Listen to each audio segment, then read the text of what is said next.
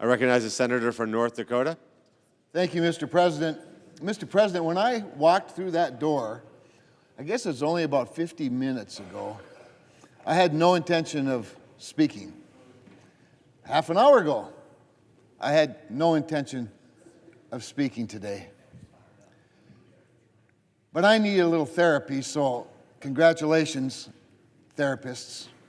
I've got a couple things on my mind. As we stand here, uncertain about what this Saturday morning in August is going to produce,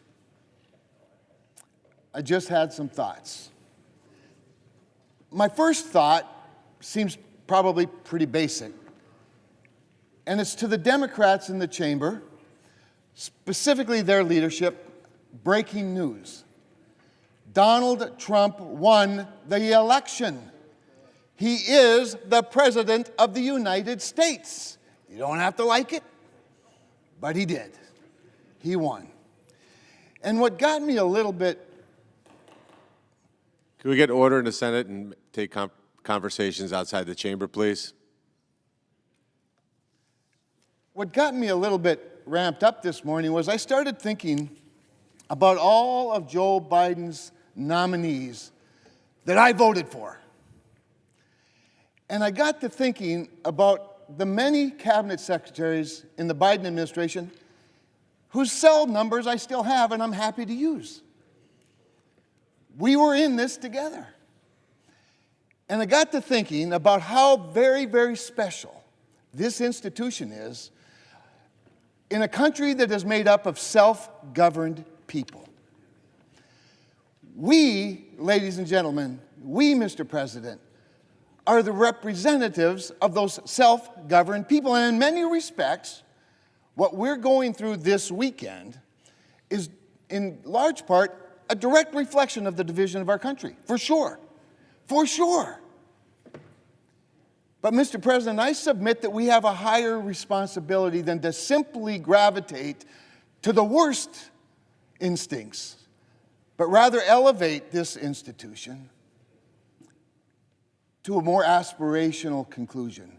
It's not even really a new conclusion. It is the tradition and the history of this institution. So as I was looking at the leaders' chart in the cloakroom earlier, and I see this rather rich history of an institution that, first of all, respects the prerogative of the person who won the presidency, while also protecting our prerogative to have some oversight and to advise and consent. Boy, when I think of supporting Lloyd Austin for Secretary of Defense, a decision I came to regret, not because I didn't like him, but because he proved to be a pretty bad Secretary of Defense. Nonetheless, Joe Biden had won the election, and that's who he chose. When I supported Pete Buttigieg for Secretary of Transportation, I had higher hopes, but we had a decent working relationship, and I was happy to have supported him. When I introduced Shalonda Young in the Budget Committee in her hearing to become OMB director, that was a decision I never regretted. Still do not. But I will tell you, Mr. Chairman, Mr. President, this morning as I stand here in early August on a Saturday morning, with this circle in 0% bright gray, as though there is such a thing as bright gray, I'm frustrated. And this, Mr. President, is the future of this place if something good doesn't happen today in this place. And I fear we are going down a path we may never, ever be able to go down again, or at least go the other direction. Some fights, Mr. President, aren't worth winning, much less losing. I have always loved this institution and the norms of it.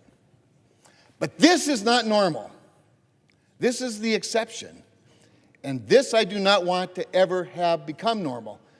But I, as somebody who appreciated the relationships, and still do, that I've had with Joe Biden nominees.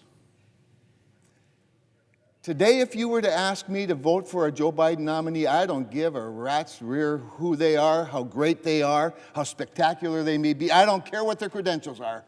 The message to me is, I've got to vote no.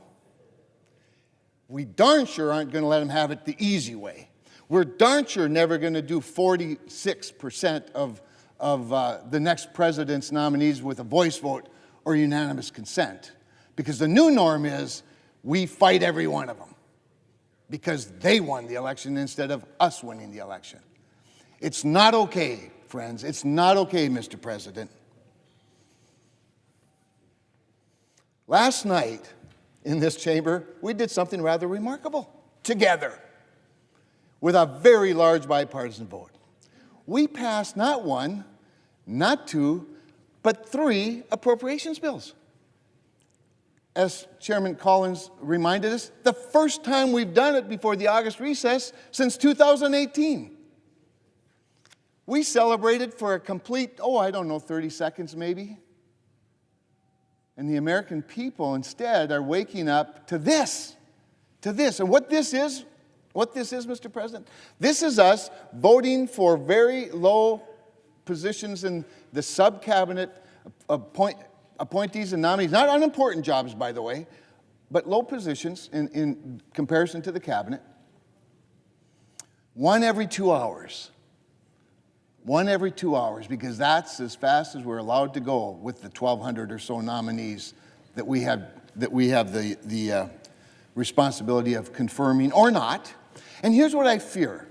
I fear that the occasional bad nominee will always pass now, from now on, because somebody has turned this into a shirts and skins game. So from now until eternity, the first question is going to be, I don't know.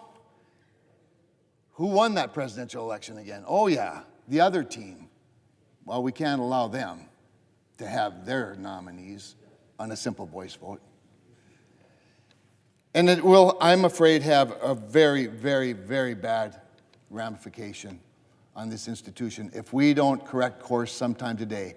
If we don't come to some sort of an agreement that recognizes that Donald Trump won the election and has the right to have the government that he wants, and that we have a prerogative to make sure that it's not just confirmed, but that if there are some bad apples along the way, that they get held up for greater scrutiny. But if this becomes a straight skins and shirts game, then all discretion is out the window. Then all oversight is really out the window. Then the responsibility of scrutiny goes out the window, because it's one team versus the other team, and nobody looking out for the American people. Mr. President, as I said, I didn't intend to get up and talk today. I don't know that I feel any better for it.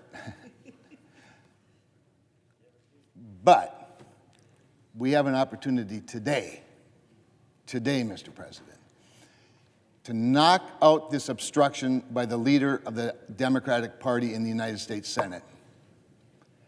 And if something doesn't happen today, then we, in my view, are confronted with the only other choice, and that is a major rules change that acknowledges the new reality in this country. I don't want that to be the case.